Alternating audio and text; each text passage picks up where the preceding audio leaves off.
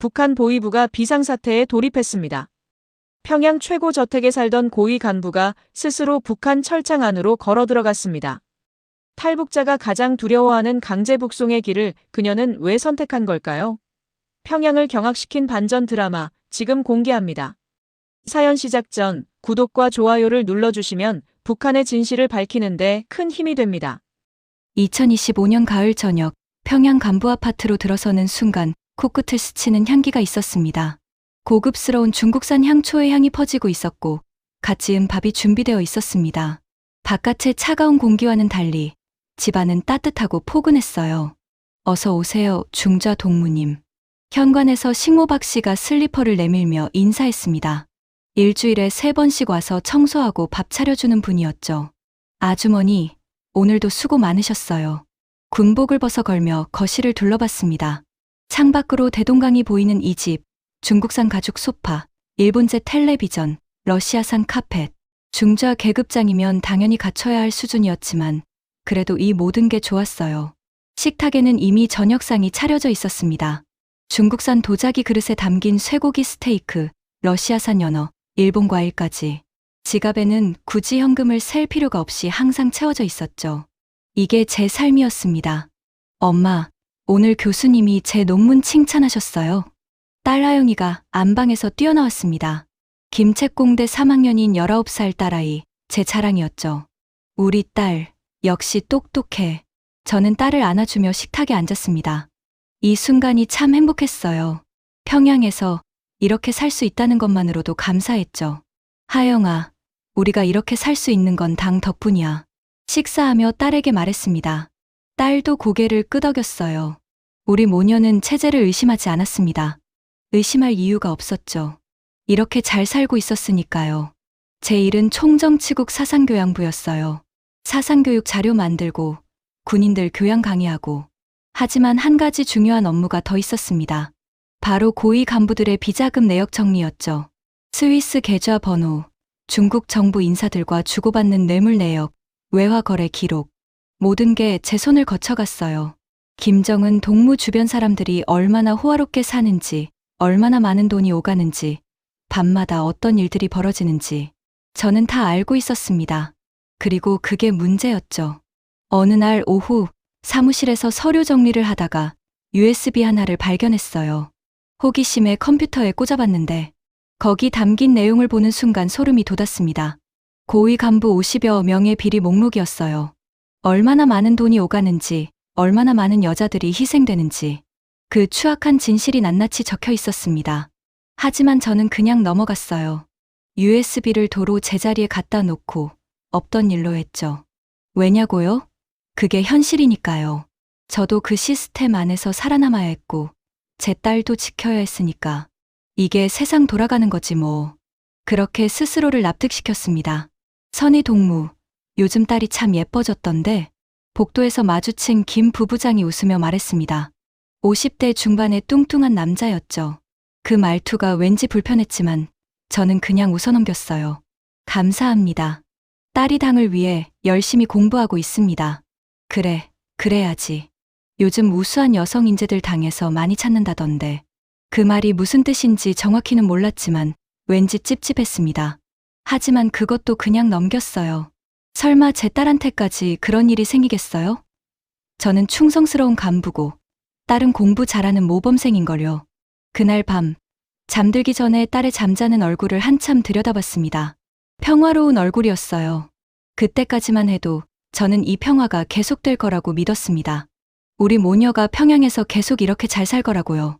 하지만 그건 제 착각이었습니다. 폭풍은 이미 시작되고 있었으니까요. 그날은 2025년 12월 어느 추운 겨울밤이었습니다.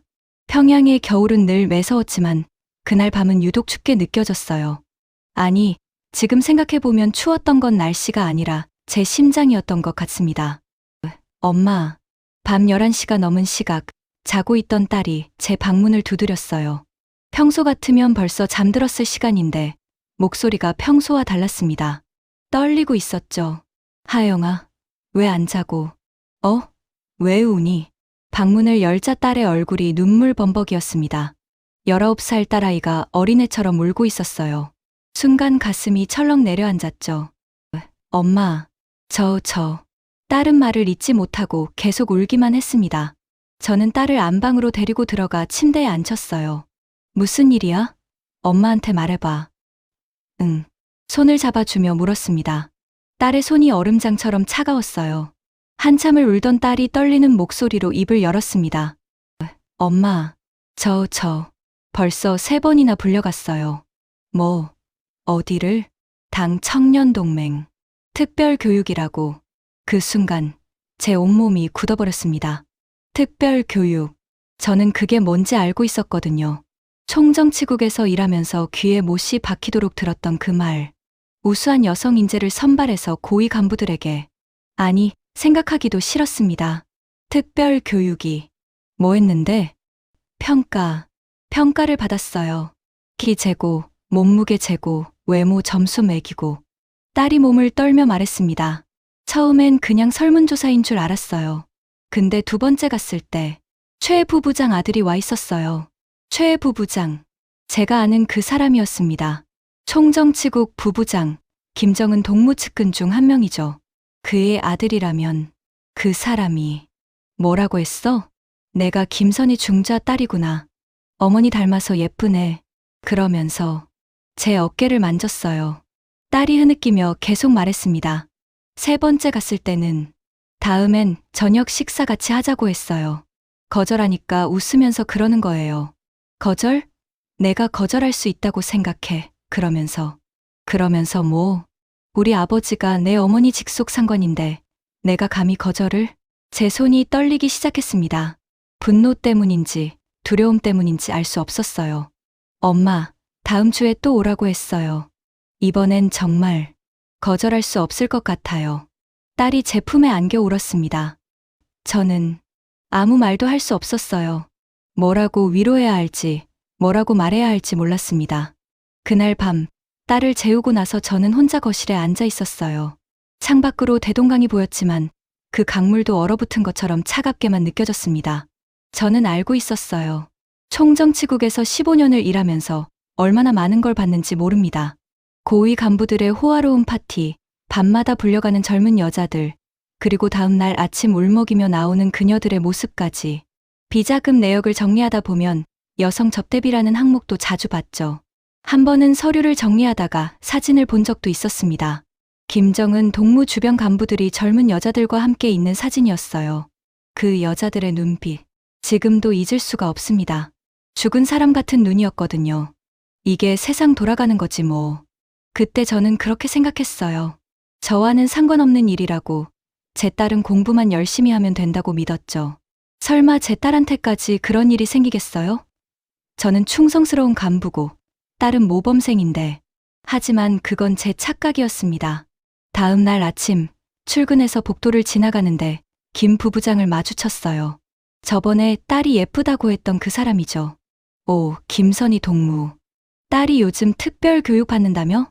잘 됐어. 그가 웃으며 말했습니다. 그 웃음이 소름 끼쳤어요. 우리 최 부부장 아들이 관심 있어 하더라고. 딸한테 잘 말해. 당을 위해 헌신하는 게 얼마나 영광스러운 일인지. 네, 저는 겨우 대답했습니다. 하지만 속으로는 분노가 치밀어 올랐죠. 헌신, 영광. 이게 헌신이라고? 사무실로 돌아와 책상에 앉았지만 일이 손에 잡히지 않았습니다. 컴퓨터 화면만 멍하니 바라보고 있었어요. 그때 제 눈에 들어온 파일이 하나 있었습니다. 고위 간부 특별관리 대상 명단. 클릭했습니다. 거기에는 젊은 여성들의 이름과 사진, 나이, 출신, 그리고 배정 간부 이름까지 적혀 있었어요.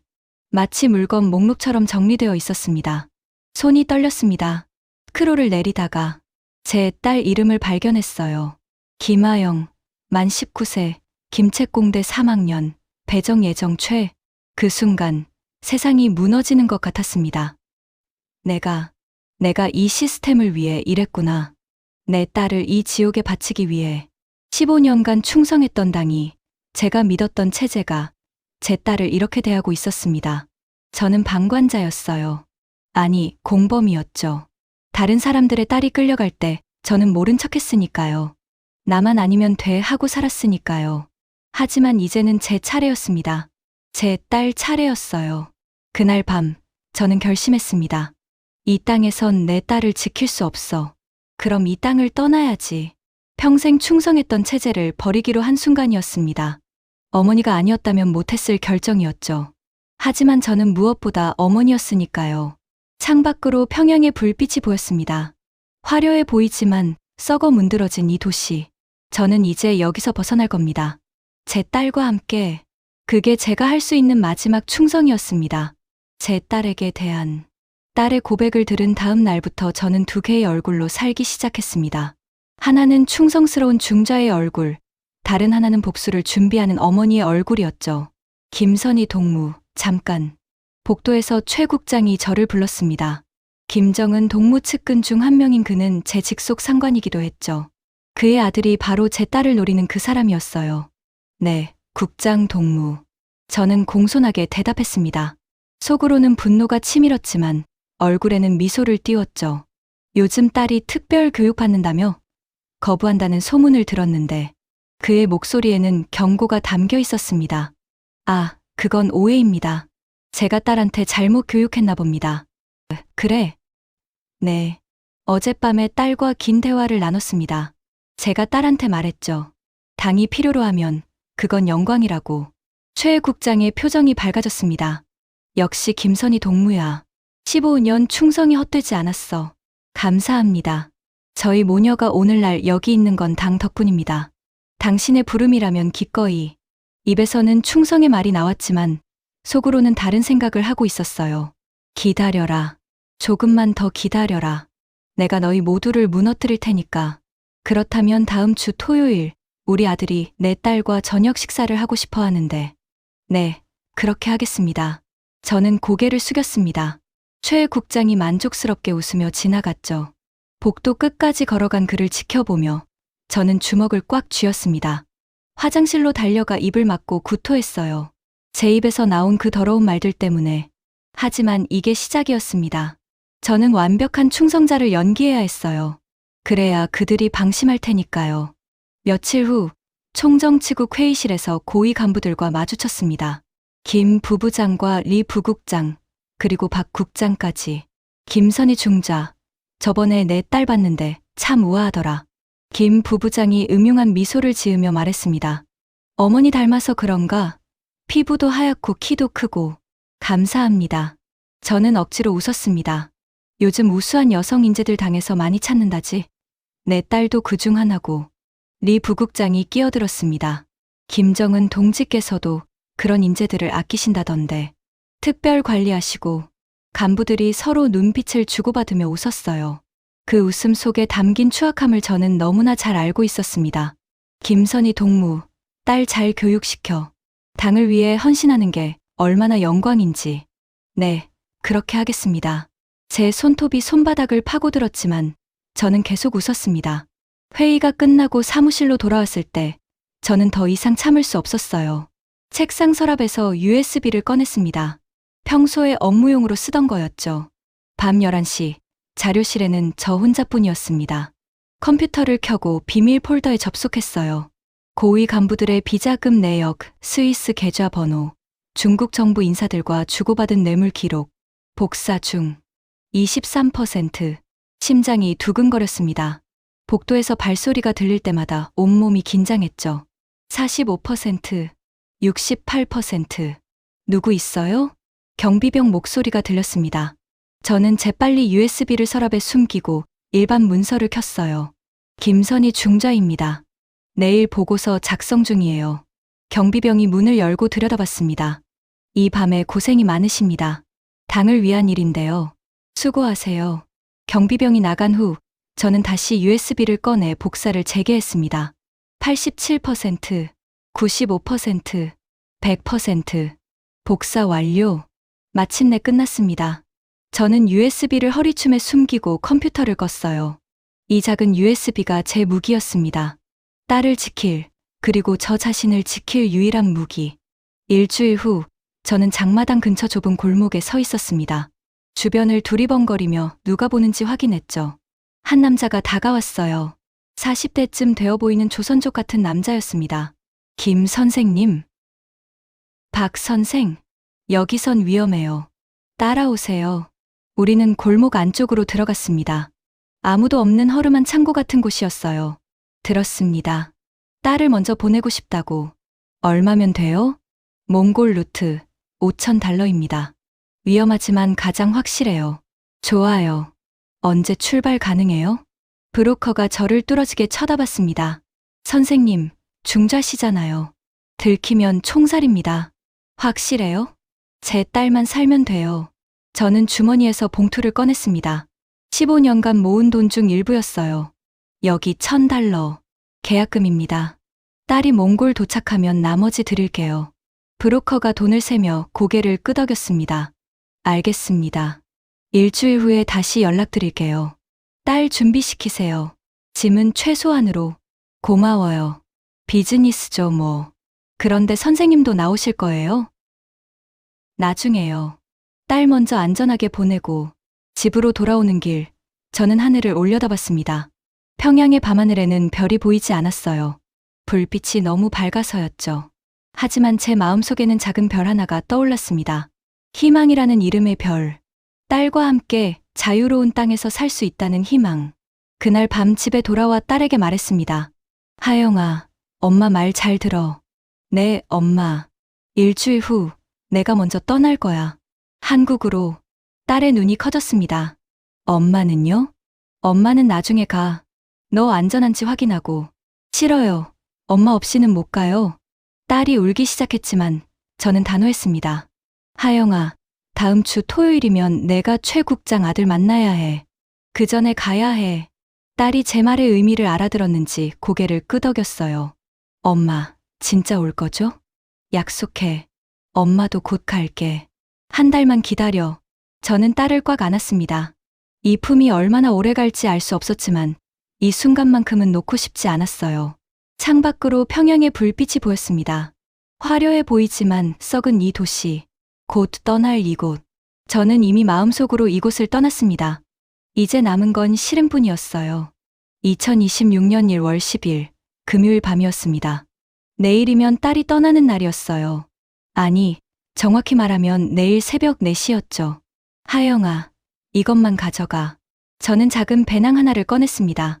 딸이 좋아하던 빨간 배낭이었어요. 초등학교 때부터 쓰던 거였죠. 엄마, 옷은요? 2벌만. 더 챙기면 무거워. 국경 넘을 때 빨리 움직여야 해. 저는 배낭에 속옷 2벌, 양말 3켤레, 얇은 잠바 하나를 넣었습니다. 그게 전부였어요. 자, 이거 봐. 휴대폰을 꺼내 GPS 좌표를 보여줬습니다. 이 좌표가 몽골 안전 가옥이야. 브로커가 여기까지 데려다 줄 거고 거기서 한국 사람이 기다리고 있어. 어떻게 찾아요? 브로커한테 휴대폰 빌려서 이 좌표 찍으면 돼. 알겠지?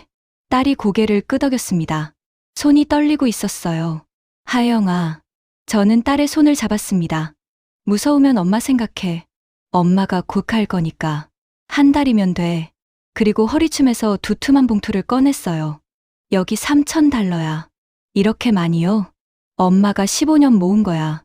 브로커한테 2,000 주고 나머지 1,000은 내가 가지고 있어. 딸의 눈에서 눈물이 흘러내렸습니다. 엄마, 엄마는 뭘로 오려고요? 엄마는 엄마 방법이 있어. 걱정 마. 사실 저도 확실한 계획은 없었습니다. 하지만 딸 앞에서 불안한 모습을 보일 수는 없었어요. 자, 이제 자야 해. 내일 새벽 4시면 브로커가 와. 딸을 재우고 저는 혼자 거실에 앉아 있었습니다. 시계를 보니 밤 11시. 5시간 후면 딸이 떠나는구나. 그때 초인종이 울렸습니다. 띵동. 밤 11시에 누가 올 리가 없었어요. 심장이 쿵쾅거렸습니다. 창문으로 밖을 내다봤더니 최 국장 차가 서 있었어요. 왜 이 시간에? 서둘러 딸 방으로 달려갔습니다. 하영아, 일어나. 빨리. 엄마, 무슨 일이에요? 배낭이랑 돈 숨겨. 빨리. 딸이 황급히 배낭을 옷장 깊숙이 숨겼습니다. 저는 다시 현관으로 갔어요. 띵동, 띵동. 김선희 동무, 있어요? 최 국장 목소리였습니다. 심호흡을 하고 문을 열었어요. 국장 동무, 이 밤에 무슨 일이십니까? 최 국장과 경호원 2명이 서 있었습니다.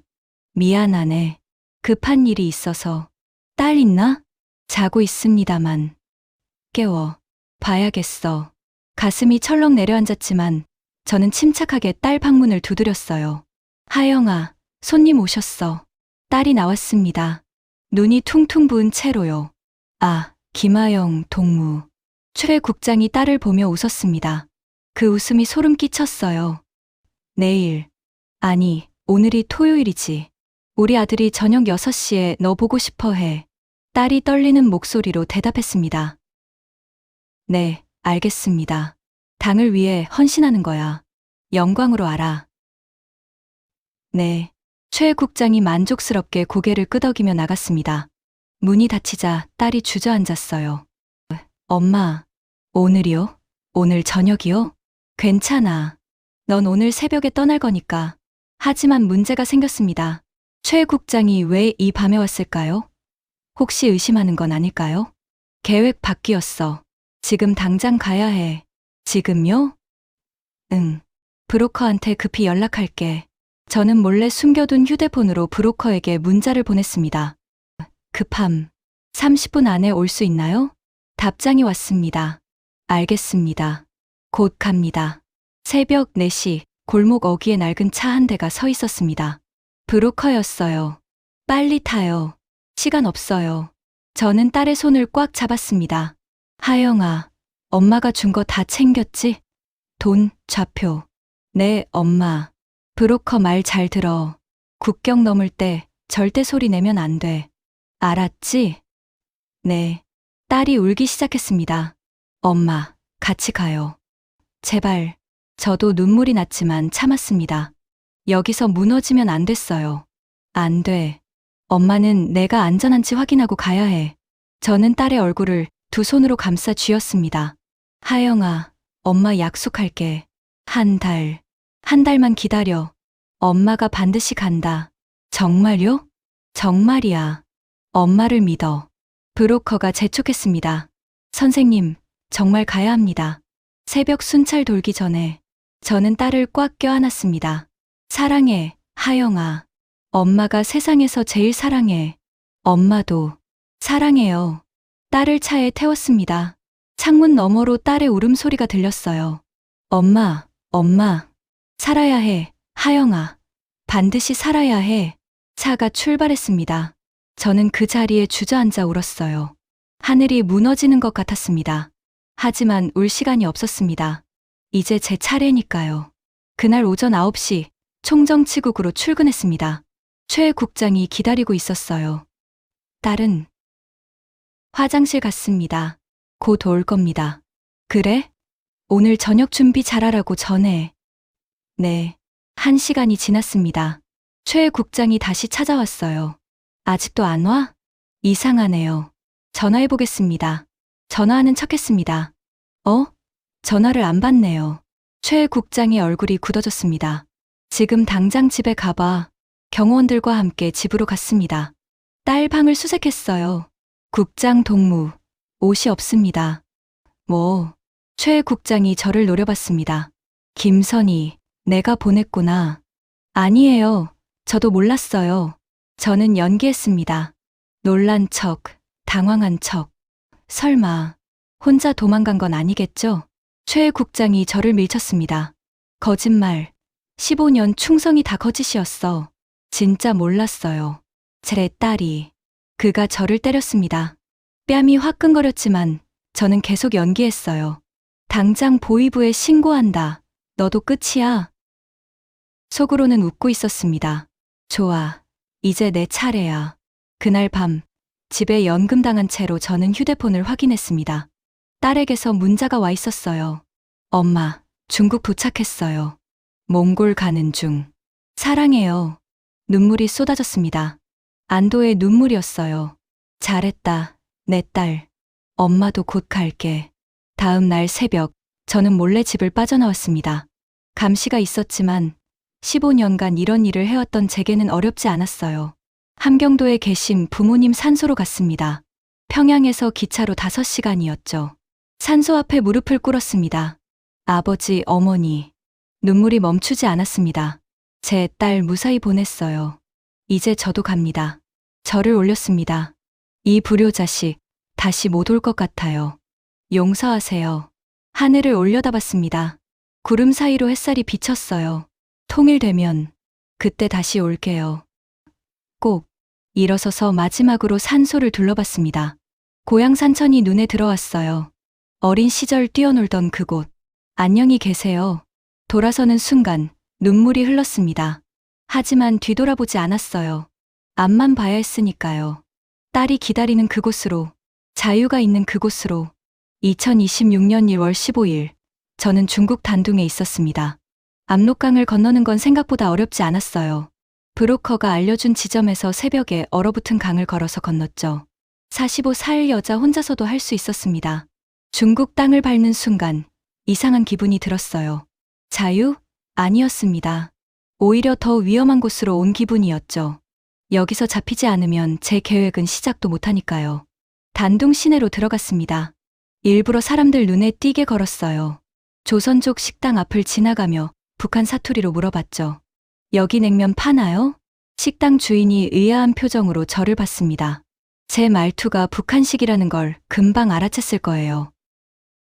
네, 팝니다. 얼마예요? 30위안입니다. 저는 고개를 끄덕이고 그냥 지나갔습니다. 흔적을 남긴 거예요. 여기 북한 사람 있었다는. 숙소는 싸구려 여관으로 잡았습니다. 신분증도 안 보는 곳이었죠. 이틀 동안 단둥 시내를 돌아다녔어요. 일부러요. 중국 공안이 저를 발견하도록. 휴대폰으로 딸에게서 온 문자를 다시 확인했습니다. 엄마, 몽골 도착했어요. 안전해요. 한국 대사관 연락했고요. 엄마도 꼭 와요. 잘했어, 하영아. 엄마도 곧 갈게. 답장을 보내고 휴대폰 배터리를 뺐습니다. GPS 추적 때문이었어요. 사흘째 되는 날 저녁, 드디어 왔습니다. 여권 내놔. 중국 공안 3명이 여관 앞에서 저를 가로막았어요. 검은 제복, 경찰 완장. 다른 탈북자 2명도 같이 잡혔더라고요. 여권 있어요? 없습니다. 어디서 왔어? 북한에서 왔습니다. 공안이 서로 쳐다봤습니다. 보통 탈북자들은 숨기려고 하거든요. 근데 제가 너무 당당하게 말하니까 당황한 거죠. 너 미쳤어. 왜 그렇게 솔직하게 말해? 체포해주세요. 제가 원하는 겁니다. 뭐, 공안 하나가 웃었습니다. 처음 보는 탈북자네. 보통 다들 도망가는데 저는 북송되고 싶어요. 정말 미쳤구나. 그들은 저와 다른 탈북자들을 차에 태웠습니다. 단둥 구치소로 가는 길이었어요. 차 안에서 옆에 앉은 여자가 속삭였습니다. 언니, 정신 차려요. 북송되면 죽어요. 알아요. 그런데 왜? 제 이유가 있어요. 구치소에 도착했습니다. 철창이 있는 방, 시멘트 바닥, 차가운 공기. 여기가 제가 원했던 곳이었어요. 다른 탈북자들은 울고 있었습니다. 20명쯤 되었을까요? 대부분 여자들이었어요. 우리 어떡해. 북송되면 정치범수용소 가는 거야. 애들은 어떡하고. 울음소리가 그치지 않았습니다. 하지만 저는 침착하게 구석에 앉아 있었어요. 언니. 옆에 앉은 젊은 여자가 말을 걸었습니다. 20대 초반쯤 되어 보였어요. 무서워요? 무섭죠. 하지만 할 일이 있어요. 무슨 일이요? 살아남는 일이요. 그녀가 고개를 갸우뚱했습니다. 언니, 그런데 아까 체포해달라고 했다면서요? 그래요. 왜요? 다들 도망가는데. 저는 잠시 생각했습니다. 말해도 될까? 아니, 말하지 않는 게 좋겠죠. 제 이유가 있어요. 울지 마세요. 아직 끝난 게 아니에요. 하지만 북송되면 살 방법은 있어요. 포기하지 마세요. 그녀가 눈물을 닦았습니다. 제 말이 위로가 됐는지는 모르겠지만요. 밤이 깊어갔습니다. 구치소는 추웠어요. 난방이 안 됐거든요. 사람들은 서로 껴안고 자려고 했죠. 저는 혼자 구석에 앉아 창밖을 봤습니다.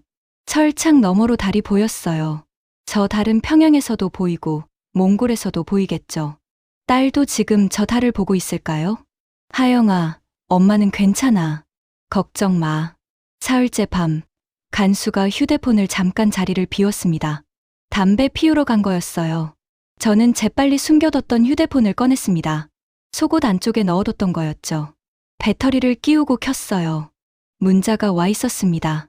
엄마, 몽골 도착했어요. 안전해요. 한국 영사관에서 비자 받았어요. 곧 한국 가요. 엄마도 꼭 와요.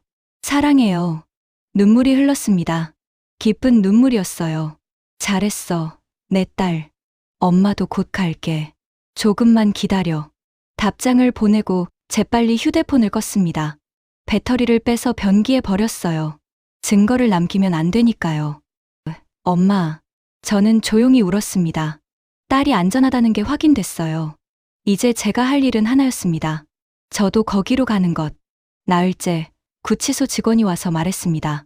김선희, 내일 북한 보위부 온대. 다른 탈북자들이 비명을 질렀습니다. 안 돼, 안 가.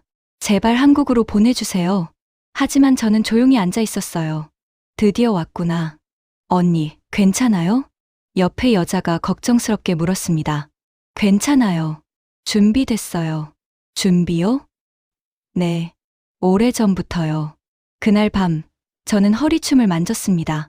거기 USB가 숨겨져 있었어요. 작은 USB 하나. 제 무기였죠. 고위 간부 50여 명의 비리 목록, 스위스 계좌 번호, 매물 내역, 여성 스캔들. 모든 게 담겨 있었습니다. 그리고 저는 알고 있었어요. 내일 저를 데리러 올 보위부 중령이 누구인지. 리철수 중령. 그 사람도 이 리스트에 포함되어 있었죠. 리철수 중령, 스위스 계좌 CH9,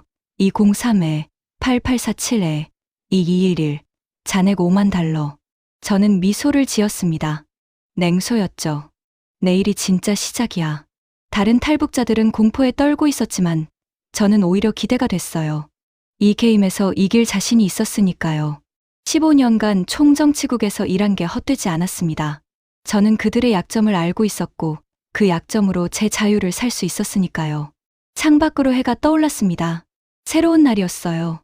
제 인생에서 가장 중요한 날. 좋아, 리철수. 게임을 시작하자. 저는 허리춤의 USB를 다시 한번 확인했습니다. 작지만 강력한 무기. 이걸로 제 딸의 미래를, 제 자유를, 그리고 새로운 삶을 살 거예요. 철창 너머로 아침 햇살이 들어왔습니다. 자유의 빛처럼 느껴졌어요. 곧 저도 저 빛 속으로 걸어나갈 겁니다. 다음 날 오전 10시, 구치소 복도에 군화 소리가 울렸습니다. 쿵, 쿵, 쿵. 철문이 열리고 북한 보위부 제복을 입은 두 남자가 들어섰어요. 리철수 중령과 박성우 중령. 저는 그들을 알고 있었습니다. 이게 누구야? 총정치국의 자랑, 김선희 중좌 아니신가? 리철수가 비웃으며 철창을 탁 쳤습니다. 주변 탈북자들이 공포에 떨었지만 저는 침착하게 그를 쳐다봤어요. 중좌 동무, 딸년 때문에 충성심까지 버렸나? 15년이 아깝지도 않아? 박성호가 조롱하듯 말했습니다. 저는 대답하지 않았어요. 그냥 그들을 응시했죠. 리철수가 철창 사이로 얼굴을 들이밀었습니다. 담배와 술 냄새가 났어요.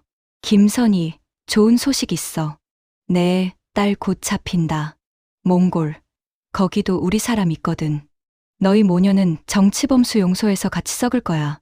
그가 담배를 꺼내 입에 물고 불을 붙였습니다. 연기를 제 얼굴에 뿜었죠.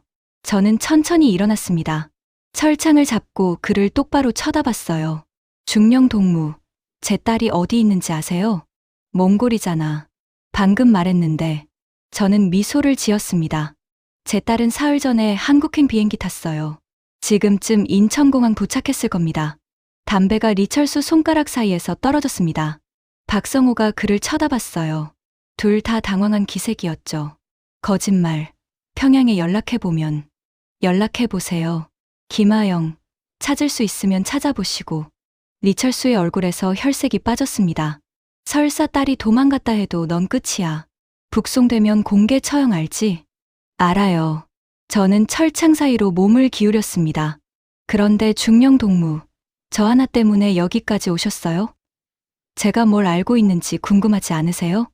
리철수의 눈빛이 흔들렸습니다. 리철수 중령, 스위스 계좌번호 CH9, 203-8847-2211 들어보셨어요? 그 순간 리철수의 얼굴이 새하얗게 변했습니다. 손이 떨렸어요. 너, 어떻게, 총정치국에서 15년 일했는데요. 박성호 중령 것도 알아요. 중국 정부 인사장회의한테서 받은 5만 위안, 탈북자 송환 뇌물. 박성호도 얼굴이 굳었습니다. 저는 허리춤에서 작은 USB를 꺼냈습니다. 철창 사이로 내밀었죠. 이 안에 뭐가 있는지 아세요? 리철수 중령 계좌 거래 내역, 박성호 중령 뇌물 영수증, 그리고 김정은 동무 주변 간부 50명의 비리 목록. 침묵이 흘렀습니다. 두 중령의 거친 숨소리만 들렸어요.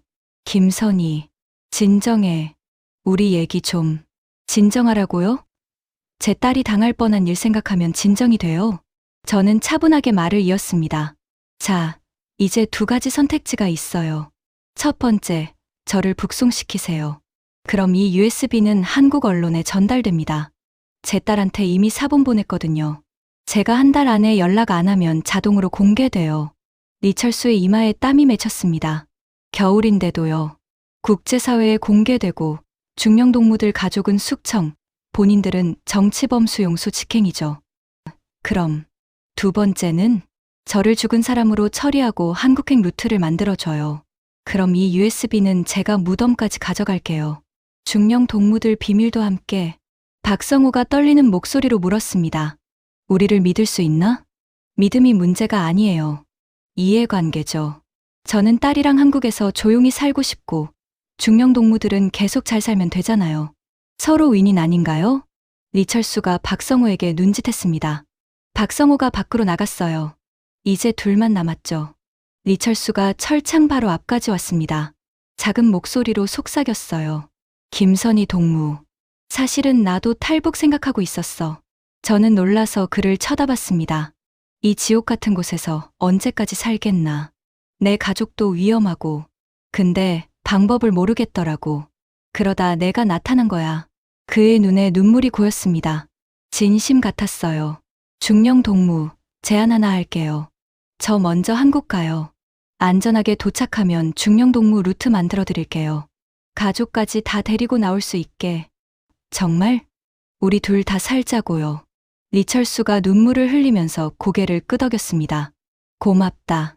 하지만 USB 사본은 내가 보관하는 거지. 보험이에요. 중령 동무가 약속 지키면 공개 안 해요. 알았어. 내일부터 서류 작업 시작한다. 김선희, 구치소에서 급성 심장마비로 사망. 시신은 중국에서 화장. 그럼 저는요? 내가 아는 브로커한테 연결해 줄게. 라오스 거쳐서 태국 가는 루트야. 그가 주머니에서 쪽지를 꺼냈습니다. 전화번호가 적혀 있었어요. 이 번호로 전화해. 리철수가 일어서려는데 저는 그의 팔을 잡았습니다. 중령 동무, 한 가지만 명심하세요. 제가 한 달 안에 한국에서 연락 안 하면 이건 자동으로 공개돼요. 알았어. 너 잘 보내주는 게 나한테도 이익이니까. 한국에서 만나요. 한국에서. 그가 철창 문을 두드렸습니다. 쾅쾅.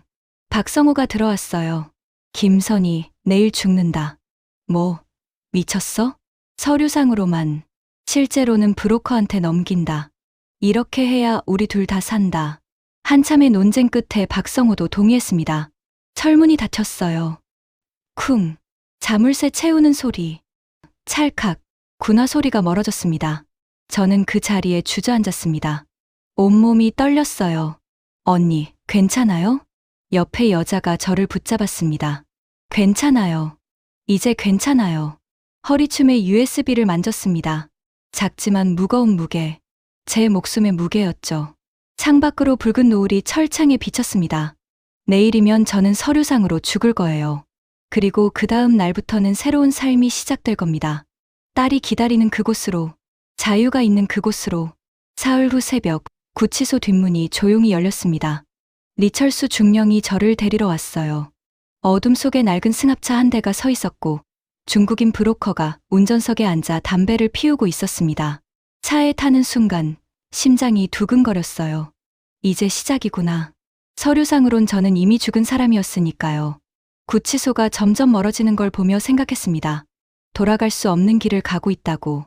1시간쯤 달렸을 때 차가 멈췄습니다. 뒷문이 열리고 리철수가 가방을 들고 올라탔어요. 예상 못한 일이었습니다. 알고 보니 그도 함께 탈북하기로 결심했다고 했어요. 평양으로 돌아가 봤자 언제 들킬지 모른다는 거였죠. 아내와 아들은 한 달 후에 같은 루트로 나오기로 했다고 했습니다. 저는 이해가 됐어요. 그도 저처럼 절박했던 거죠. 이틀 동안 차를 타고 중국 남부로 향했습니다. 창밖으로 스쳐 지나가는 풍경들이 모두 낯설었어요. 도시도, 농촌도, 산도. 북한과는 전혀 다른 세상이었습니다. 저는 이 길을 계속 가면 자유가 있다는 걸 알았어요. 리철수가 차 안에서 말했습니다. 제 딸한테 미안하다고, 자기도 그 시스템의 일부였다고요. 저는 창밖을 보며 대답했어요. 저도 마찬가지였다고, 다른 사람들이 고통받을 때 모른 척했다고. 이제 우리 둘 다 그 시스템에서 벗어나는 거라고 말했습니다. 그걸로 충분하다고 생각했어요. 이틀 후 라오스 국경에 도착했을 때 브로커가 말했습니다. 여기서부터는 걸어야 한다고, 사흘이 걸린다고요. 밀림은 지옥 같았습니다. 45년을 살면서 이렇게 힘든 적은 처음이었어요. 습한 공기 때문에 숨쉬기도 힘들었고 모기가 끊임없이 달라붙었습니다. 발에는 물집이 잡혔고 온몸이 땀으로 범벅이 됐죠. 하지만 멈출 수 없었어요. 이 밀림만 지나면 자유가 있다는 걸 알았으니까요. 이틀째 밤, 리철수가 주저앉았습니다. 더 이상 못 가겠다는 표정이었어요. 저는 그의 팔을 잡고 일으켰습니다. 가족 생각하라고, 아내와 아들이 기다린다고 말했죠. 그가 다시 일어섰고 우리는 서로를 부축하며 걸었습니다. 저는 그때 생각했어요. 우리가 적이었다가 동지가 됐다고. 인생이 참 아이러니하다고. 사흘째 되는 날 오후 드디어 밀림을 벗어났습니다. 작은 마을이 보였을 때 저는 무릎이 꺾일 뻔했어요. 해냈구나. 정말 해냈구나. 브로커가 가리킨 곳이 태국 난민촌이었습니다. 거기서 한국 대사관에 연락할 수 있다고 했어요. 난민촌관리 사무소에서 전화를 빌렸습니다. 떨리는 손으로 한국 대사관 번호를 눌렀어요. 신호음이 울렸고 누군가 전화를 받았습니다. 한국말이었습니다. 그 순간 눈물이 쏟아졌어요. 한국말을 듣는다는 게, 대한민국이라는 나라와 연결된다는 게 이렇게 감격스러울 줄 몰랐습니다. 저는 울먹이며 말했어요. 북한에서 온 탈북자라고, 도와달라고. 1시간 후 한국 대사관 직원들이 왔습니다. 젊은 남자와 여자였어요. 그들이 물과 음식을 건네주는 순간 저는 알았습니다. 이제 안전하다고. 대한민국이 저를 지켜줄 거라고. 일주일 후 방콕의 한국 대사관에서 서류 작업을 했습니다. 직원이 물었어요. 따님이 한국에 계시다며 연락하겠냐고. 저는 고개를 끄덕였습니다. 제발요, 라고 말했죠. 전화 신호음이 울렸습니다. 1번, 2번. 그리고 딸의 목소리가 들렸어요. 엄마. 그 한마디에 저는 무너졌습니다. 전화기를 붙잡고 울었어요. 딸도 울고 있었습니다. 우리는 말도 제대로 못하고 그냥 울었습니다. 제가 말했어요. 엄마 살아있다고, 곧 간다고. 딸은 계속 울면서 기다리겠다고 했습니다. 전화를 끊고 나서도 한참을 울었어요. 기쁨의 눈물이었습니다. 리철수도 옆에서 평양에 있는 아내에게 전화하고 있었습니다. 무사히 도착했다고, 한 달 후에 나오라고 말하는 게 들렸어요. 그도 눈물을 흘리고 있었습니다. 우리는 서로를 쳐다보며 웃었어요. 해냈다는 웃음이었습니다. 이틀 후 한국행 비행기에 올랐습니다. 좌석에 앉아 창밖을 내다봤어요. 하얀 구름이 보였습니다. 자유의 하늘이었죠. 리철수가 고맙다고 말했습니다. 저는 고개를 저었어요. 서로 도운 거라고, 우리 둘 다 살았다고 말했습니다. 그는 이제 중령이라고 부르지 말라고 했어요. 그냥 이름으로 부르자고. 저도 그렇게 하겠다고 했습니다. 비행기가 이륙했습니다. 땅이 점점 멀어지는 걸 보며 생각했어요. 이제 정말 자유인이 되는구나. 더 이상 도망자가 아니라 대한민국 국민이 되는구나. 몇 시간 후 기내 방송이 울렸습니다. 곧 인천국제공항에 도착한다고요. 한국말로요. 저는 창밖을 내다봤습니다. 저 아래 땅이 보였어요. 대한민국, 자유의 땅, 딸이 기다리는 곳, 제가 목숨 걸고 찾아온 곳. 비행기가 천천히 하강했습니다. 바퀴가 활주로에 닿는 순간 온몸에 전율이 흘렀어요. 도착했구나. 정말 도착했구나. 이제 진짜 자유입니다. 2026년 2월 15일 인천국제공항 입국장 문이 열렸습니다. 딸이 보였어요. 한 달 만에 보는 딸이었습니다. 우리는 달려가서 껴안았어요. 말도 안 나왔습니다. 그냥 울었습니다. 사람들이 쳐다봤지만 상관없었어요. 제 딸을 다시 안을 수 있다는 게, 이 땅에서 함께 숨 쉴 수 있다는 게 너무 감사했습니다. 딸의 얼굴을 두 손으로 감싸쥐며 생각했어요. 이 아이를 지켰구나. 제가 모든 걸 버리고 여기까지 온 이유가 바로 이거였습니다. 한국 정부 관계자들이 저를 하나원으로 데려갔습니다. 차 안에서 창밖을 봤어요. 고층 빌딩, 깨끗한 도로, 쏟아지는 자동차들. 평양과는 완전히 다른 세상이었습니다. 딸이 설명해줬어요. 편의점이 24시간 연다고, 인터넷으로 뭐든지 살 수 있다고. 저는 그 말을 들으며 놀랐습니다. 이게 자유구나, 이게 자본주의구나 하고 실감했죠. 하나원에서 석 달을 보냈습니다. 45살에 다시 학생이 됐어요. 한국 역사, 민주주의, 경제 체제, 모든 게 새로웠습니다. 리철수도 같은 반이었고, 우리는 서로 도우며 공부했죠. 가장 충격받은 건 인터넷이었습니다. 검색창에 북한이라고 치니까 온갖 정보가 쏟아졌어요. 김정은, 정치범 수용소, 탈북자 이야기. 제가 알던 진실들이 전 세계에 공개되어 있었습니다. 저는 그걸 보며 생각했어요. 아, 북한은 정말 거짓으로 가득 찬 나라였구나. 딸이 보여준 뉴스 기사에는 저희 이야기가 나와 있었습니다. 고위 간부 탈북, 비리 폭로 예고라는 제목이었어요. 언론에서 인터뷰하고 싶다는 연락도 왔지만 거절했습니다. 리철수 가족이 아직 탈북하지 않았으니까요. 약속은 지켜야 했습니다. 석 달 후 리철수 아내와 아들이 한국에 도착했을 때 저는 정말 기뻤습니다. 제가 연결해준 브로커 덕분이었어요. 인천공항에서 제외하는 그들을 보며 눈물이 났습니다. 우리가 해냈구나. 서로를 살렸구나. 하나원을 수료하고 저는 딸과 함께 서울의 작은 아파트를 얻었습니다. 정부 지원금과 제가 가져온 돈을 합쳐서요. 처음으로 우리 집이 생긴 거였습니다. 처음 마트에 갔을 때를 잊을 수 없습니다. 선반 가득 쌓인 쌀, 라면, 과자, 과일. 평양 특권층도 이렇게까지는 못 먹었어요. 저는 그 풍요로움 앞에서 울었습니다. 제 딸이 이제 굶지 않아도 된다는 게, 먹고 싶은 걸 마음껏 먹을 수 있다는 게 너무 감사했습니다. 하지만 적응이 쉽지만은 않았습니다. 지하철에서 젊은 사람이 자리를 양보했을 때 저는 당황했어요. 북한에선 상상도 못할 일이었거든요. 고맙다고 말했더니 제 말투 때문에 탈북자인 게 들통났습니다. 사람들이 쳐다봤어요. 부끄러웠지만 딸이 제 손을 잡아줬습니다. 괜찮다고, 신경 쓰지 말라고. 저는 그 순간 생각했어요. 이 아이가 제 힘이구나. 일자리를 구하는 것도 힘들었습니다. 45살에 고등학교 졸업장만 인정받는 학력으로는 선택지가 많지 않았어요. 하나원 선생님이 제안했습니다. 탈북자 상담 일을 해보라고. 제 경험이 다른 탈북자들한테 도움이 될 거라고요. 그렇게 저는 탈북자 정착 상담사가 됐습니다. 일주일에 3번 하나원에 가서 새로운 탈북자들을 도왔어요. 제 이야기를 들려주면 그들이 희망을 가졌습니다. 저도 그랬다고, 시간 지나면 괜찮아진다고 말해줬어요. 제 고통이 누군가에게 위로가 된다는 게 뿌듯했습니다. 어느 날 저녁, 딸과 함께 한강 공원을 산책했습니다. 딸이 물었어요. 행복하냐고. 저는 진심으로 대답했습니다. 행복하다고. 정말 행복했어요. 딸과 함께 걸을 수 있다는 것, 자유롭게 숨 쉴 수 있다는 것, 내일 걱정 없이 잠들 수 있다는 것. 이게 바로 제가 원했던 삶이었습니다. 하지만 한편으로는 그리웠습니다. 북에 두고 온 부모님이요. 제가 죽은 줄 알고 계실 텐데 그 생각을 하면 가슴이 아팠어요. 딸이 말했습니다. 언젠가 통일되면 만날 수 있을 거라고. 저도 그렇게 믿고 싶었습니다. 집에 돌아와 뉴스를 켰습니다. 남북 관계 뉴스가 나오고 있었어요. 화면 속 평양이 보였습니다. 제가 살던 그곳. 아직도 그곳에는 제가 알던 사람들이 고통받으며 살고 있겠죠. 저는 생각했어요. 북한이 빨리 변했으면 좋겠다고. 거기 사람들도 자유롭게 살 수 있었으면 좋겠다고. 1년이 지났습니다. 저는 이제 제법 한국 생활에 적응했어요.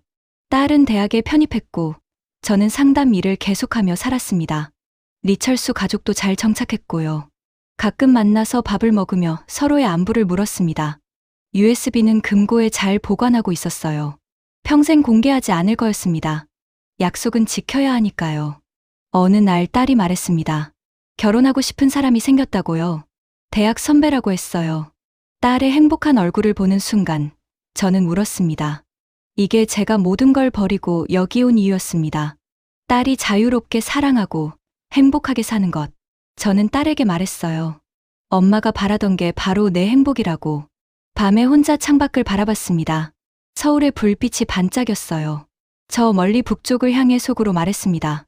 어머니, 아버지, 딸이 잘 살고 있어요. 손녀도 행복해요. 언젠가 통일되면 꼭 만나러 갈게요. 고향에 돌아갈게요. 자유는 공짜가 아니었습니다. 저는 모든 걸 걸고 싸워서 얻었죠. 평생 쌓은 지위도, 고향도, 부모님도 버렸습니다. 하지만 그만한 가치가 있었어요. 왜냐하면 제 딸이 웃고 있으니까요. 딸의 웃음소리가 방에서 들렸습니다. 전화 통화하는 소리였어요. 아마 남자친구랑 통화하는 것 같았습니다. 그 밝은 목소리를 들으며 저는 생각했어요. 저는 이제 자유인입니다. 그리고 어머니입니다. 제 딸을 지켜낸 어머니. 그것만으로도 성공한 인생이었습니다. 제 이야기는 여기서 끝납니다. 하지만 북한에는 아직도 수많은 어머니들이, 수많은 딸들이 고통받고 있습니다. 언젠가 그들도 자유를 누릴 수 있는 날이 오길, 우리 세대의 통일을 볼 수 있기를 간절히 바랍니다. 자유는 당연한 게 아닙니다. 지켜야 하는 겁니다. 그리고 나눠야 하는 겁니다. 여러분, 고맙습니다. 성공한 고위 간부였지만 딸을 위해 망설이지 않고 철창에 몸을 던진 그녀의 절박한 용기에 박수를 보냅니다. 이제 자유로운 한국에서 살아갈 그녀의 내일이 상상하는 것보다 더없이 행복하기를 진심으로 바랍니다. 그래서 탈북의 길 끝에 서 있는 당신을 진심을 담아 응원합니다. 함께 해주셔서 감사합니다.